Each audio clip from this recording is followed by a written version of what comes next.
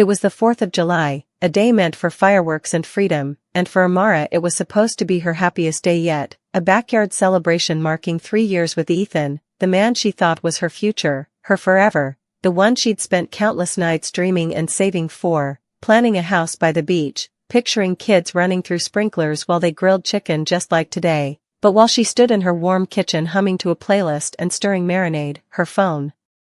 buzzed with a bank alert that cracked her heart open in an instant, because when she opened her app her entire savings of 7.4 million naira was gone, not missing, gone, 5 massive withdrawals draining every drop of her sleepless nights and careful plans, and she rushed outside, numb, where Ethan was laughing with her friends by the grill, flipping burgers like nothing was wrong, beer in hand, the love of her life playing host while her world caught fire inside her chest, and when she held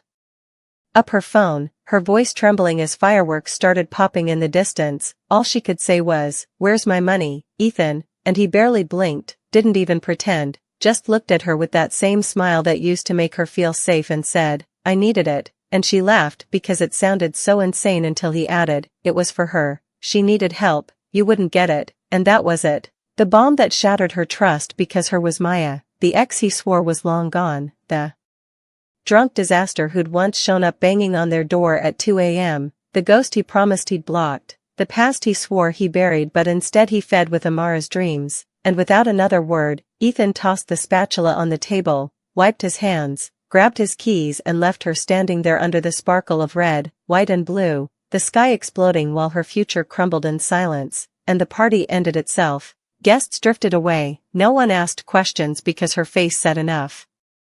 And Amara sat on the porch alone, listening to distant booms that now sounded like war drums, her phone heavy in her palm while the night swallowed her tears that didn't come yet because some betrayals are too sharp for crying, and when morning came, so did the anger, not the loud dramatic rage people expected but a quiet razor-edged fury that turned her mind clear and her heart cold, so she called Lady, her cousin in finance who owed her a favor, and within days she found out Ethan wasn't just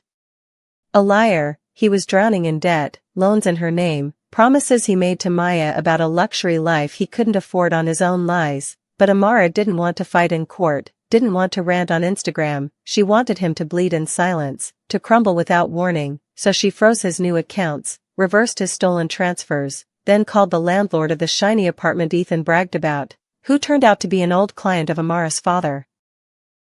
Funny how the world works when you stand still and connect the dots. And just like that the lease vanished overnight, the deposit swallowed, Maya's new apartment gone, her car payment bounced, her vacation bookings declined, her tweets turned from luxury captions to bitter hints about broke men with big promises, and people connected the dots quick, they always do, and by the next week, Ethan was calling her blocked number like a ghost begging for warmth, while Amara sat in the same backyard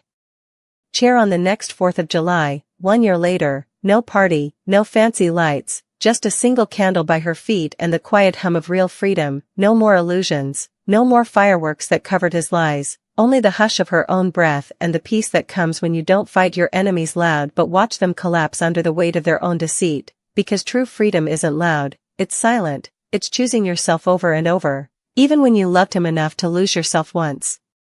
And now she'll never do it again, and somewhere Ethan sits broke, Maya gone, debts chasing him into corners he can't pay for, his name whispered as a cautionary tale while Amara rises every morning feeding her body with breakfast instead of bitterness, stirring her tea the same way she once stirred marinade, humming not for him but for herself, because her freedom day wasn't about a flag or a firework, it was about reclaiming her power quietly, and if this story touches you, don't scroll